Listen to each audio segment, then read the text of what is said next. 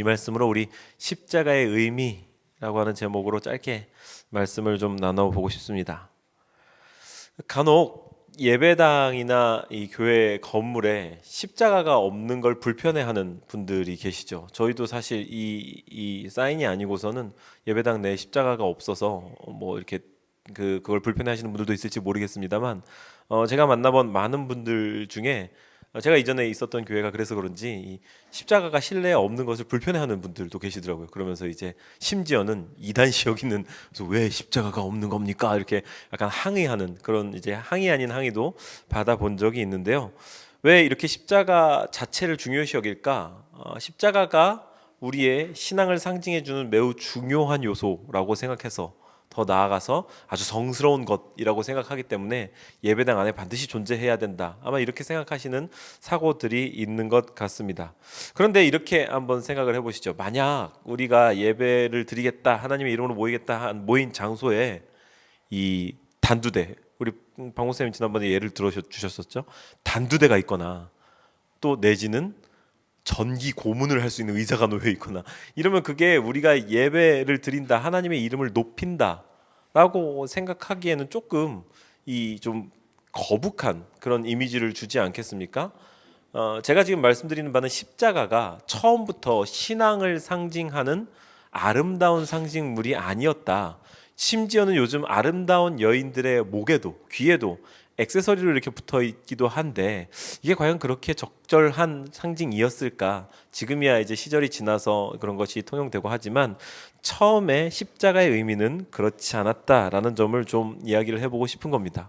사실 당시에 예수님 당시의 유대 사회에서는 성벽 곳곳에다가 십자가를 설치해 두고 이제 반란을 일으키거나 모반했던 사람들을 잡아다가 보란 듯이 이렇게 처형시켜서 시체를 걸어놓고 죽을 때까지 매달아 놓고 시청각 교육을 시키면서 공포 정치를 했다고 하죠.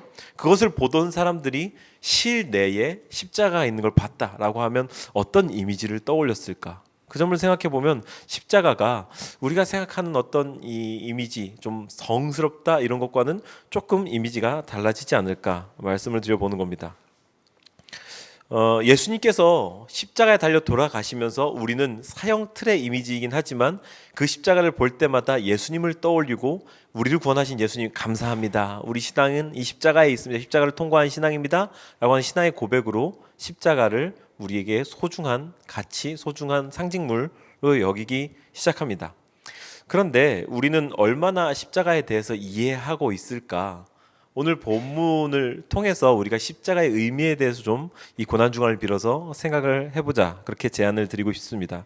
그래서 십자가의 참된 의미는 무엇입니까? 라고 하는 질문에다가 우리가 두 가지 답을 좀 달아보았으면 좋겠는데요. 먼저 십자가의 참된 의미 첫 번째는요, 예수님께서 내가 당해야 할 수치를 대신 지셨다라는 것입니다. 예수님께서 내가 당해야 할 수치를 대신 지셨다. 정말 그런지 우리 16절부터 20절까지를 함께 한번 볼까요? 16절부터 20절까지 한 목소리로 함께 읽어볼까요? 시작. 군인들이 예수를 끌고 브라이도리온이라는 뜰 안으로 들어가서 온 군대를 모으고 예수에게 자색 옷을 입히고 가시관을 엮어 씌우고 격리하여 이르되 유대인의 왕이여 평안할지어다 하고 갈대로 그의 머리를 치며 침을 뱉으며 꿇어 절하더라. 희롱을 다한 후 도로 그의 옷을 입히고 십자가에 못 박으려고 끌고 나가니라. 그렇죠. 예수님께서 군인들로부터 조롱을 당했습니다. 조롱. 그간의 예수님의 신분, 예수님께서 선언하신 것은 당신이 왕 되신다, 메시아시다, 구원하러 오셨다, 그리고 이 이스라엘 백성들을 하나님 앞에 구원하러 왔다라고 하는 왕되심의 선언이었는데, 지금 예수님이 당하는 조롱은 또 왕이라며 왜 이런 모양으로 있어? 라고 하는 그간 예수님이 해오셨던 말씀에 대한 비아냥입니다. 16절은 게다가 군인들이 온 군대를 모았다고 합니다. 왜 예수님 한 분을 잡아가는데 온 군대까지 동원될 일입니까 이게? 만약에 사태를 대비한 처사이기도 하겠지만 두 가지 측면이 함께 있는 것 같아요. 예수님이 정말 신적 권능을 가지고 어떤 일을 일으킬까 봐 무서워서 군대가 동원된 것 일 수도 있고요. 또한 왕이라고 하지 않았냐, 이 군사들 한번 다 상대해봐 라고 하는 조롱의 의미일 수도 있겠다 싶습니다. 어쨌든 지금 묵묵히 아무런 저항도 없이 끌려가는 예수님께는 어울리지 않는 과한 조치다, 이 말이죠.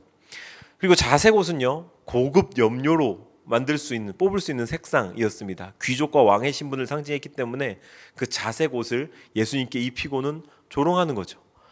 그리고 왕관이 반짝반짝 빛나는 모양을 이 가시 모양으로 조롱하듯 희화화했다, 이 말입니다. 여기 가시관이 있지 않습니까? 이 가시 모양이 반짝반짝하는 그 모양을 희화화했다, 이 말입니다. 왕관을 씌우고 고통을 주려고 했다기보단 조롱과 모욕감을 극대화하려고 했던 이 병사들의 아주 악한 마음, 병사들 뿐이었습니까? 예수님을 향한 인류 모두의 죄가 대신 씌워지고 죄를 받지 않으셔도 되는 분, 수치를 받지 않으셔도 되는 분에게 이 심한 모욕과 조롱이 극대화되고 있다.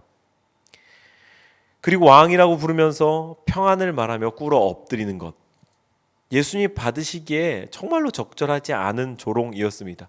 왜냐하면 예수님은 정말로 그런 분이셨기 때문에 그런 인사를 받고 문안을 받고 자색 옷을 입으셔야 하며 진짜 빛나는 왕관을 쓰셔야 하는 분이신데, 그런 분이 그렇지 않다고 조롱을 받고 있으니 이 얼마나 아이러니한 일입니까? 왜 이분이 그런 조롱을 당하고 있습니까? 이게 우리의 것이었기 때문에, 우리를 대신해서 그 자리에 계시기 때문에, 우리의 대속물로서 십자가에 달리는 중이시기 때문에. 조롱을 당하면 어떻습니까? 수치스럽죠. 수치의 이유가 무엇입니까? 우리가 가장 극도의 수치감을 느끼는 것은 우리가 호언장담한 것들이 그렇지 않을 때, 이런 것들에 우리는 수치감을 좀 더 크게 느끼는 듯합니다. 예수님은요, 예수님께서 말씀하신 것이 다 사실이기도 했고 다 예수님께 맞는 말이었고 우리가 이들이 이해하지 못하는 차원에서 이루어지고 있는 일들이었기 때문에 이걸로 수치를 당하실 필요가 없었고 조롱을 당하실 수가 없는 분이셨음에도 불구하고 그게 맞는 것처럼 묵묵히 감내하고 계시다.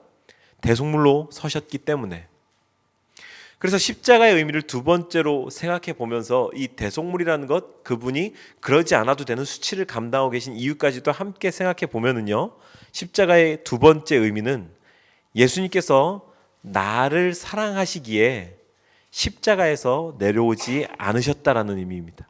그게 십자가의 참된 의미입니다. 내려올 수 있음에도 불구하고 내려오지 않으셨다. 나를 사랑하시기에 십자가에서 내려오지 않으셨다. 저는 이 않으셨다는 부분에 힘을 주고 싶습니다.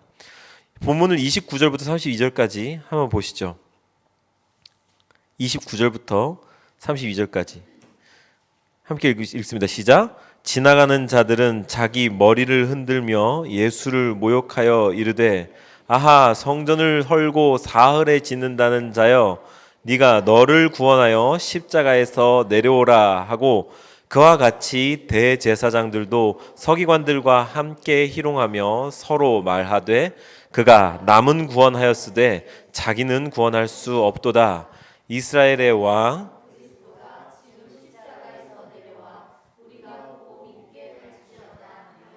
함께 십자가에 못 박힌 자들도 예수를 욕하더라. 아멘. 지금 마가는 예수님께서 당하는 다른 종류의 고난들보다 조롱이라는 부분을 되게 이렇게 초점을 의도적으로 맞추고 있는 듯합니다. 굉장히 조롱을 당하는데 그 중에 지금 반복되는 말이 무엇이냐? 십자가에서 내려오라, 자기를 구원해라, 자기를 구원할 수 없도다 라고 하는 말이 반복되고 있습니다. 어쩌면 조롱이라기보다는 마지막 유혹이자 처절한 요구 외침이었을 수도 있을 것 같습니다.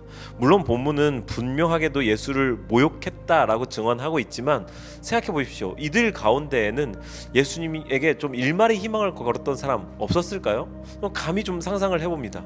예수님께 일말의 희망을 걸고 예수님이 구원자였으면 좋겠다, 내가 생각하는 구원자였으면 좋겠다, 저 십자가 부수고 내려왔으면 좋겠다, 지금 끌려가는 중에도 하늘의 천군천사를 불러다가 뒤집어 엎었으면 좋겠다 라고 생각하는 사람들에게는 십자가에서 내려와라, 자기를 구원해라, 십자가에서 좀 내려오십시오, 이렇게 절규할 수도 있는 것 아니겠습니까? 그게 예수님께 마지막 유혹이랄까, 이들의 절규랄까, 좌우지간 중요한 것은요, 이런 상상들을 다 뿌리치고 중요한 것은 예수님께서 그 외침에 응답하지 않으셨다라는 겁니다. 우리에게 좋아 보이는 것, 그들이 보기에 마땅해 보이는 것에 주님께서는 그렇게 응하지 않으셨다. 왜? 예수님께서 십자가에서 내려오시는 순간, 십자가를 부수고 여기 있는 이들을 천군 천사를 동원해가지고 다 밀어버리는 순간 인류의 구원 계획은 물거품이 되는 것이니까요. 죄를 대신할 대속물이 필요했고, 그 대속물로서 예수님께서 그 자격으로 십자가에 서 계신 것이기 때문에 대속물이 생명을 잃어버리지 않고 내려오면 다시 그 죄를 뒤집어 쓰는 죄의 대가가 필요하다 이 말입니다. 그래서 그 죄의 대가로 자신의 목숨을 주기 위하여서 십자가에서 내려오지 않으셨다. 이것이 십자가의 분명한 의미였다 이 말이죠. 예수님이 십자가에서 내려오지 못한 게 아니라 않으셨다. 우리를 사랑하시기 때문에 우리의 수치를 대신 짊어지고 그 십자가에서 내려올 수 있는 능력이 없어서가 아니라 내려오지 않으셨다. 이것이 오늘 본문에서 우리가 알 수 있는 두 가지 십자가의 진정한 의미입니다.